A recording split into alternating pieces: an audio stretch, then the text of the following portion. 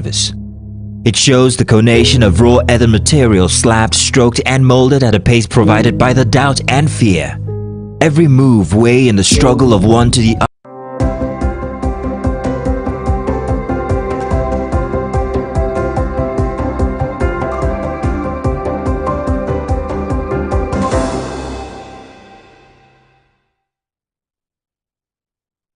Okay.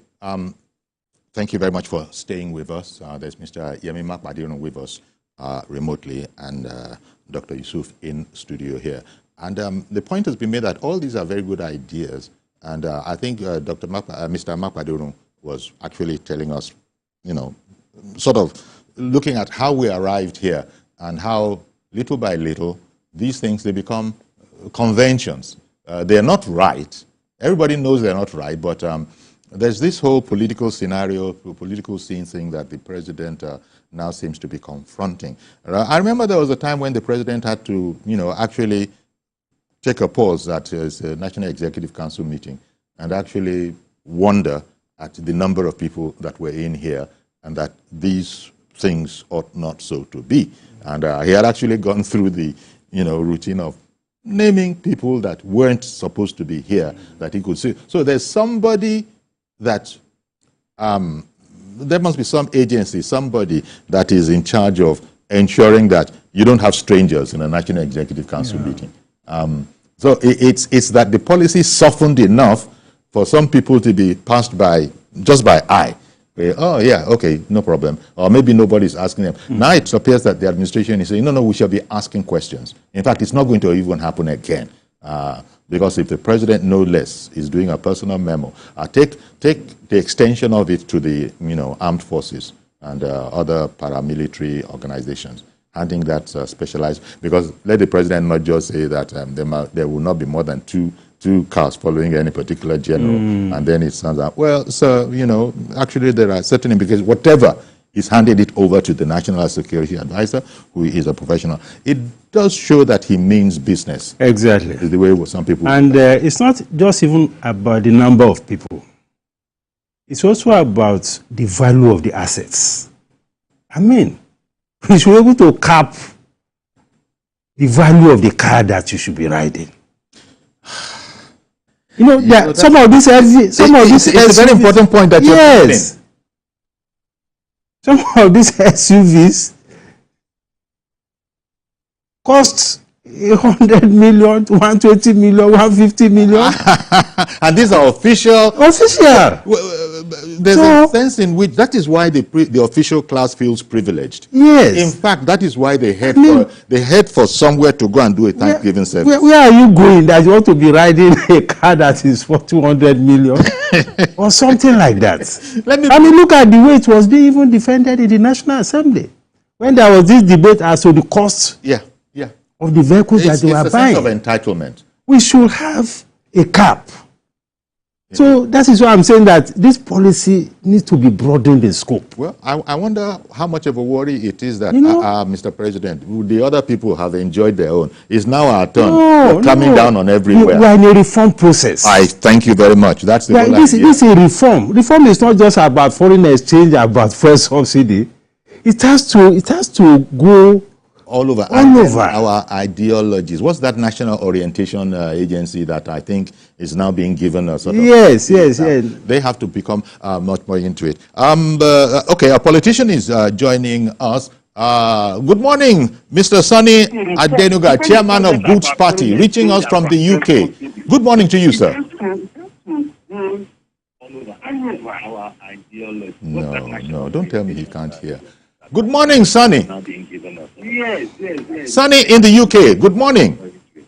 Sunny Adenuga, can you hear us? Good morning, Mr. Sunny Adenuga. I heard you. At least I heard you. No matter how. I'm not sure if you guys can hear me, but I can only hear you through the television.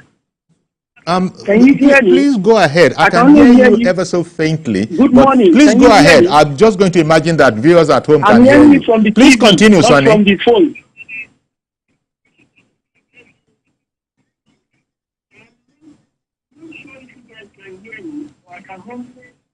Okay, you're hearing me off your TV. I'm being told that's what you've just said. You can hear me, but I can't hear you. But let me speak. I will go on and speak on. Can you? See, I don't know if it will help. If you were to mute your television and just President on this. Okay. And I think it's not doing enough regarding cutting costs of governance. Let's not deceive ourselves. The main thing that needs to be done for anyone that is serious in cutting costs of governance in Nigeria is to blanketly remove luxury from governance in our country. I'll give you an example. In 2018, the British High Commissioner to Nigeria, Paul Hawkins, I met him by chance on a flight from Lagos to London. We both sat in economy, and he was telling me that, look at how your country money has been wasted. We had senators of Federal Republic in business flight on BA flight. A British High Commissioner. I can share the picture with you in the future if you care to know. Now, you ask yourself, let's even leave those who are elected. Let me tell you how hot this is. The smallest entity in Nigeria of government that has budget. Go and see the lifestyle, their CEO, those who control, who are heads of affairs of this institution. Anytime they are traveling, either locally or abroad, they go on unnecessary trips abroad, flying business class with our money. And look, it's not about reducing how many people that follow vice president. For heaven's sake, the vice president is going to travel maybe to Samoa. He's not going to go and join the public plane. He's going to be in private jet. So who cares if he carries 10 people or 15 people in that private jet? Who cares if the vice president is going on entourage, he has 10 cars, and it's only 5 people or 20 people that could be in this vehicle? The concept is about removing luxury. Our public institutions are too luxurious for people to always want to kill themselves. And once they get there, all they want to do is to continue using our money to live a luxury lifestyle. It is not too hard for anybody to do. If it's one day I'm responsible for that decision, I will make it on that day. You cannot live on Nigerians' money, living luxury life in the public life. I think I will have to leave it like that, Okuyori. Thank you. Thank you very much, Mr. Sonny Adenuga, calling in from the UK there. He's chairman of Boots Party in Nigeria here. Oh, indeed. This is a winner of a move. Any way you look at it, it's a winner of the move. And probably it indicates that, having established that, they actually are listening and they have reacted in this way, it means that quite a number of other issues that are being spoken about are being heard by them. That's the one thing that we now know. Yeah. And we expect them to also take action. Indeed. Because I cannot overemphasize this auditor's reports. Okay. In fact, I expect that within the presidency, once the Auditor General is releasing its report, somebody that should be a unit in the presidency that should follow through. Because there has to be accountability and there has to be consequences. If we already have structures in place, you need to see what the things that are contained in some of these reports. You'll be shocked. Exactly. And it's as if there is so much impunity that after all, nothing will happen. And I think that's sense. There are institutions, there are agencies that have not rendered account for 2, 3 years, 4 years. And things are moving on like that. Indeed. And Yemi, you know that would have also read reports or heard reports where it is said that all sorts of things are stuffed into the budget that are actually laughable in the incongruity. You look at what is why is something being sent to some place in Abeokuta for the digging of certain wells, or totally incongruous things coming from very disparate sources according to the budget. Now, what Dr. Yusuf is talking about here, these would have been seen a mile off if all the rules were being followed. And that's why he was saying that he cannot see any way to overemphasize this audit function. One just hopes that if it hasn't been up to scratch before, all of these will begin to, underline the fact that we now want to know. Yemi? Sorry, I think I lost Dr. Yusuf at a point. I just started. Okay, what Dr. Yusuf was saying that I'm bringing to your attention is the fact that he cannot overemphasize the audit function. That you know, yeah, that's enough to go by, Yemi.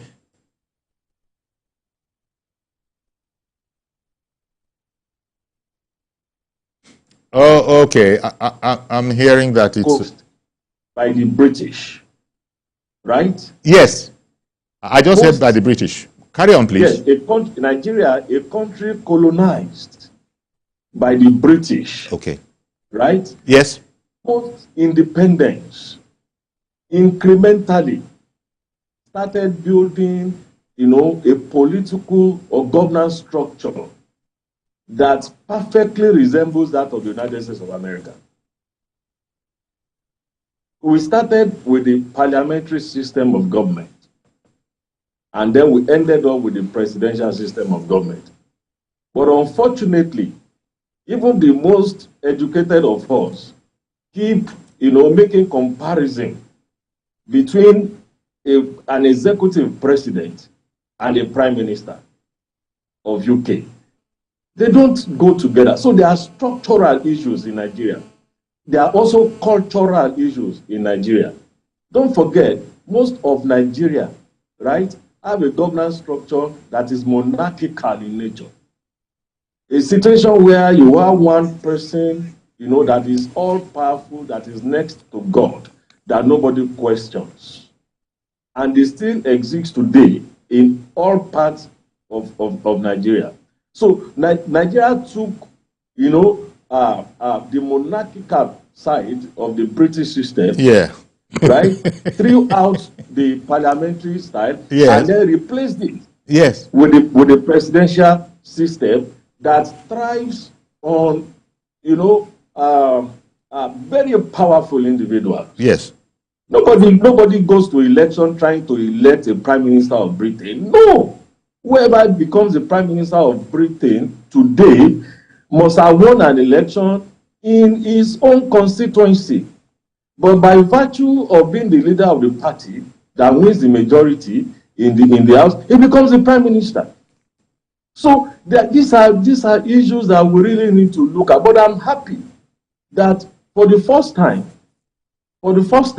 we seem to have, a president, no matter what anybody says, that is particular about the legacy that, he leaves behind, and that listens to people. He didn't start listening to people today. The only thing that we need to do is to see how he can succeed in getting the bureaucracy to do the right things. And that is when reports of auditors general will become important. Even in Nigeria, who takes the auditor general serious? Let's be frank with ourselves. If you have the accountant general of the federation in an occasion, and you have the auditor general of the federation at the same occasion, I am telling you, this is what I have witnessed. The auditor general is inconsequential. Nobody respects him. So it is a cultural thing. And why do they not respect him? Because maybe he has no money to dispense.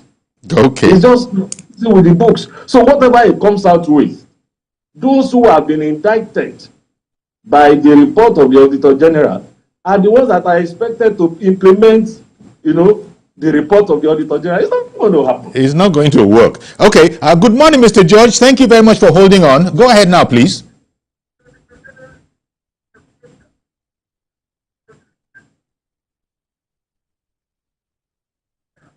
Good morning, Mr. George. Can you hear us? Good morning.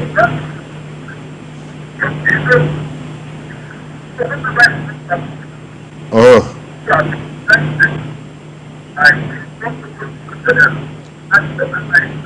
Mr. George, trying again.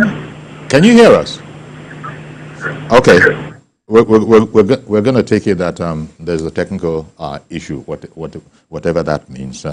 Yeah, but this is the point he was making really because both of you have emphasized the point that you brought up, Dr. Yusuf, that the Auditor General, somebody to be a check, somebody to scrutinize, if things are going according to plan, or if they have gone haywire. And it's probably also going to help the National Orientation Agency, because I see they probably also have they have a part in all of this too, because the attitude, the orientation, Yemi was touching on that. You know, our people don't joke with their chieftaincies. You know, our people like their titles. They like the, you know, and all the, you know, attachments that go with it. And so a lot of people in our society today would imagine that for having an appointment like that, you're made and people should defer to it. People should defer to it, and it must show. It must show. So it's a work in progress probably, but this whole attitude of public service, we're there to serve. You know, it's a work in progress. It is. But more importantly is that there has to be consequences. Well. That is the whole essence of this discussion about. Again, if there are infractions, there has to be consequences. Dr. Yusuf. Now, we have the Auditor General seat, but we even have this METI report, which is a Nigerian Extractive Industries Transparency Initiative. Number with one, mind-boggling revelations as to leakages in the oil and gas sector. And there seems to be a complicity of silence all over the place. It's like these are big issues. It's like there is a, and this is pure guesswork on my part. It's like there's a system, and when people come, they are told of the system, and what they simply do is, you know, partake, carry on, don't rock the boat. Because it is thought, maybe allegedly, that if anybody were to come along and actually begin to rock the boat of corruption, then there will be the kind of consequences. Well, that is why I'm saying that the reform that we are undertaking has to be broadened. Let me say, I'm being told that I should try Mr. George again. Good morning, Mr. George. Hello, Mr. George? No, it's not your fault, and even not our fault. Clearly, it's a technical issue. Thank you very much for your, efforts, Mr. George. What we were just hearing was static. Even we boosted it, it was just a static noise. So those are the things I think, and because we need to address fundamentals here.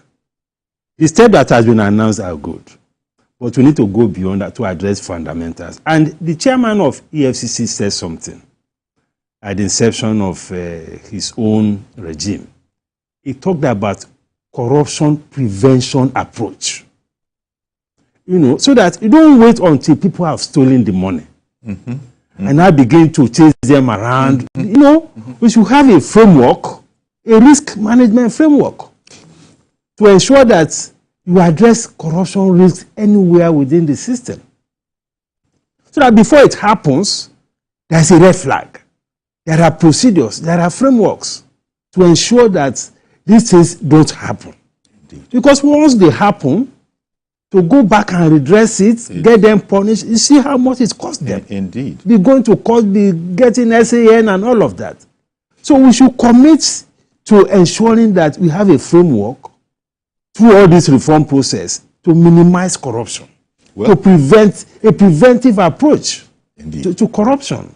Well, we're taking another stab at it, and a lot of Nigerians will be thanking the president. Yemi, to come over to you, the directive is particular. It's not general. For instance, I'm reading here that the president's directive issued yesterday, orders all ministers and ministers of state and heads of agencies to have at most 5 security personnel attached to them. At most. If you don't need that much, maybe it'll be known. The vice president, ditto.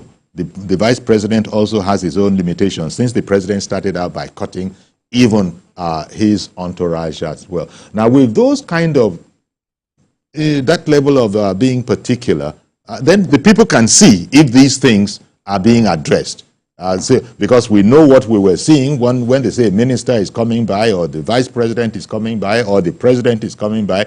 Now people will actually go out there and count, and we shall count what is going on, and then we shall come back here and analyze it.